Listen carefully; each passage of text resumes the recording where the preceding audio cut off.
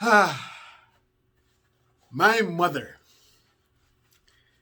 This segment is about my mother, my beautiful, lovely, miserable, sometimes erratic mother. The one who taught me everything I know in business, the resilience in business, the resilience in building something that will stay for life, building something that is sustainable, building something and with the stick-to-itiveness that it requires to be successful. That's my mother. But miserable Jesus, peace, Lord of mercy. She died last year, but and it killed me, you know. But growing up with my mom was a treasure.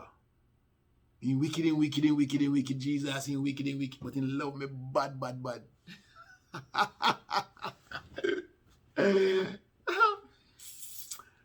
My mother can eat off 2 dozen mango in one go. And I think I talked about that before. But let's see.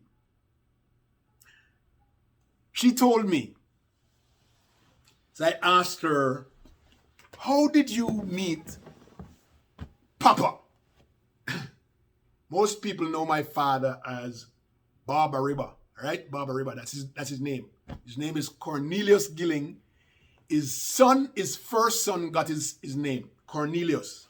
Lives around the corner there from me. Doc, you may call him. I said to Mama, how you meet Papa?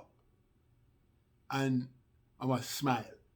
She said, Leo, I tell you, one day I was working on King Street in Kingston.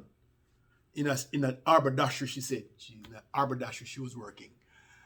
And one day this man walked in, right? And he came straight over to her. He said, I like you. And Mama laughed off time, you know? And she tended to her work. Him walk around and started picking up some stuff.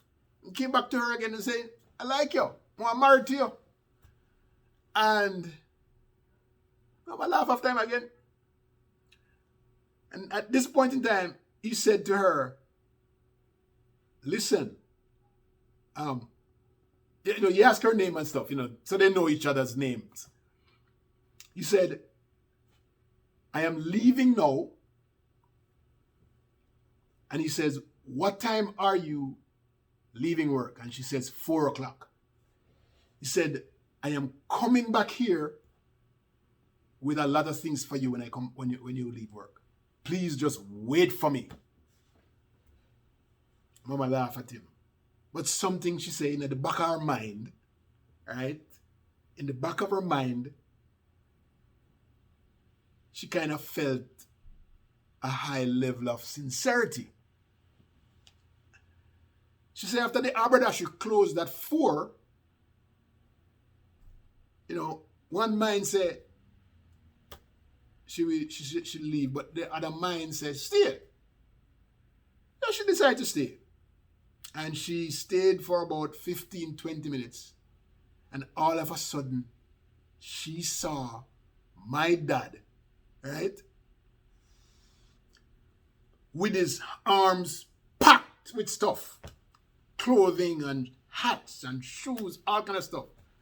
Come to give to her. Before you know it, my mom and my dad were married and moved to Montego Bay, where my sister Sharon was born, by the way. She was born in the old hospital in Montego Bay, my mom says. And they lived there for a couple of years. My dad was entrepreneurial also. Because while they were there, with Sonia, my eldest sister, because she lived in Montego Bay too, he was a hustler on the street too, I think Mama said that that he sold stuff on the street, But then he got jobs at the hotel, Half Moon Hotel, other hotels around town. And then when he got the job, the reason they left Montego Bay is that he got a permanent job at Marrakesh Hotel. Marrakesh was later named Playboy Hotel. And so they moved to Aracabessa. They would move to Stewartown. Mom get pregnant with me. And then after they got pregnant with me, they moved to Aracabessa. Now, I don't know what the move was. It's 4 miles away. I don't know why they moved from Stewartown to Aracabessa, but I am happy because I love Aracabessa. And I love Stewartown too, by the way. But I grew up in Aracabessa, and that's my home. And so Mama, I've watched my mom grow her business, from being a hustler. Those days it wasn't considered higgling. It was she just looking a business to start. And if you know Sonia, my sister, she'll tell you that Mama start walking around Aracabessa. I spend a lot of time with her, watching her grow her business. When my mom left for the United States in 1978, she gave me her black book with receivables. And probably for a year, we lived off of the money that I collect when I go back out on the street, because a lot of people order money. And those days, people were honest. They paid me. They don't have it. They say, come back next week, Leo. That kind of thing. Or because they knew that I was with my mom all day long. We traveled all across the North Coast, from the time we had just to walk until we were driving. And so I watched my mom grow her business. She built a huge home out of it and cars out of that before she left. And so, Mom is my idol because she set the tone for me. I worked for about 10 years, but then I knew that I needed to be in business for myself. I worked for other persons. So I've been in business now for 26 years or something like that. This is where I belong. It's where my mom was. It's where my dad was. And incidentally, my dad's name, Baba Riba, was from something that he created. According to Mom, it's like patties, like more like cocoa bread. Our cocoa bread in Jamaica. No, cocoa bread with meat in the middle of it, right? And so what we call those again, meatloaf type stuff. And he would sell that on the back of his bicycle down Montego Bay Street. It was called Baba River. That's how he got his name. But my dad was not lettered.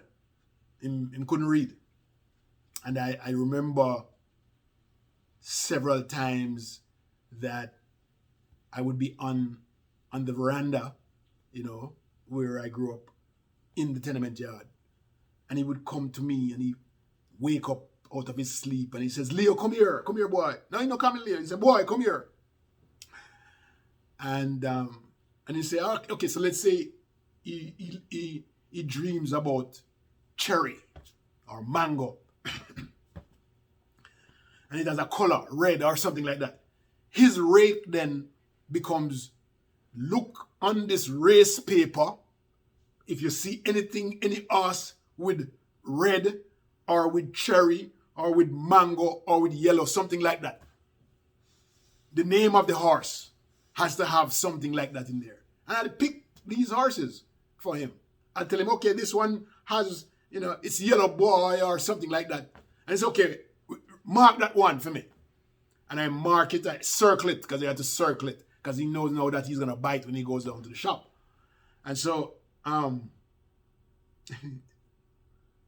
so he would go down to the shop. And he's well known. They call him a dreamer. They call him a dreamer. They call him Dreamer, because when he goes to the shop, he would fall asleep. And it's only now I realized what was going on, okay? All right, so here goes. He would fall asleep in the shop. And when he wakes up, 5, 6 men around him waiting for the rake to buy a horse. And they normally win most of the time. So that's why they wait for him, all right? But little did I know that my dad actually had diabetes, bad diabetes. He was falling asleep because he was ill. Not because he wanted to sleep, but because he was ill. But he falls asleep, he wakes up, and he you know, the reason I'd say is that and high blood pressure, right? When he come home at night, in the evenings, if my mom knows that he's coming, because he doesn't generally come home every day. He doesn't come home every day. He spends a week away. When he comes home, it's like a special moment for us, right? We would have unusual type of food. No dumpling, no serve. White yam, yellow yam, banana with liver. I hated that because we can't, I mean, how do you eat food without dumpling, you know? But my mom wanted to keep the dumpling away from him because it's processed flour, right? And then she cooked the food without salt for him. And come on, you know, oh, I'm a little boy. Why would I be eating food without salt, you know, that kind of thing. But she made special, the best plates would come out of the cabinet for my dad. And it was different. You know, she took care of him. And when he comes home, it was a different feeling. The house was different. Everything became special. Except Chink. Our bed had Chink too. So if you know what Chink is, I can't tell you. Well, I'll tell you. Chink is a little bug in our bed and then bite you crazy. But I was just kidding there. But when he comes home, it was very, very special because he didn't come home very often. And when he comes home, you know, when Sonia cooked, our mom cooked, Sonia cooked, then the water that is left, the same cooked water that the yam is cooked in, it goes in a parrot's dish and goes on the table, right? And then the table, and then you have to take one piece out of it, and then Papa would get the leg, the chicken leg. Bex me too, you know, because, you know, during the week, you know, sometimes if chicken cook, me get it, you know, the leg, one of the leg or something like that. But him get two. And, you know, so our experience was different. We had, you know, a good experience with mom and dad. And it makes a difference, ladies and gentlemen, when you have both mom and dad in your household. It's a little bit more balanced, I believe. You know, just to know that I had a mom and dad, and I've seen other people who either don't know their dad or don't know their moms or don't know both mom and dad. You know, there are some challenges there most times. And though we grew up really hard, you know, my mom didn't make it hard for us. Neither did dad, because he would always either send stuff home or comes home with it. And so our lives, even though it was in a tenement yard, I didn't feel like I was poor. In fact, I never felt like I was poor. There was no time in my life that I've ever felt like I was poor. It was daily living, daily life. My mom created a space that I don't have to worry about food or worry that we don't have, or there's always fowl in the yard, and that you can cut off the head, and or you can get the egg out of it. Feel the back of the fowl and get the egg out of it. There's always something to eat, and so my mom never let us feel like we're poor. Never. And in fact, when I went to school, I still thought I was the richest guy around town. Rich in terms of, she always gives me money to buy lunch. So, my mom never really sat down with me and showed me 1 + 1 = 2, or read this book. Never. She has never done that. But she always paid for extra lessons for me, so that I always, from I was in grade 3, grade 4, grade 6, I always have extra lessons. And so, and she never lets me go out without my book. I always have the required books that I needed for class. But she herself never sat down and say, hey, I can help you here. So it's all to me, it was self-taught and just the will to wanting to learn. And but what she created, she put all of the pieces together that I needed to have to do well. And I believe I did, and I feel good that she was there. I feel good that my dad was there. My dad died in 1978. My mom died 2019. And so, but it's, I always suggest to any young person coming up that if you decide to have children,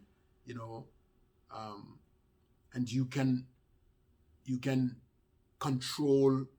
have a controlled environment for your children. The controlled environment is mom and dad. It makes a big difference. All right. Now, this is Leo again. You can find me on any social media platform. That's not true. It's IG, it's Facebook, Twitter, Leo Gilling, spelled all the way out, one word, or you can find me in 2 separate words, Leo Gilling. Or my email address, leogilling@gmail.com. All right.